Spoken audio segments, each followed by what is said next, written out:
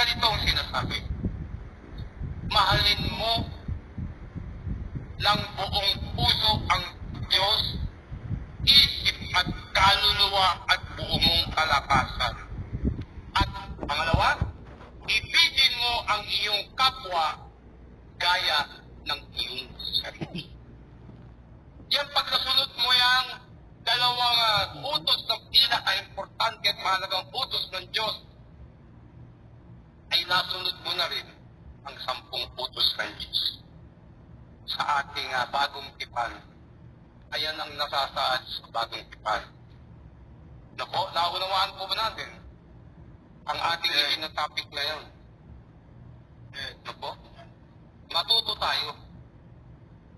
Matuto tayong magmahal na walang halong kapalit. Iba naman yung nagmahal ka dahil man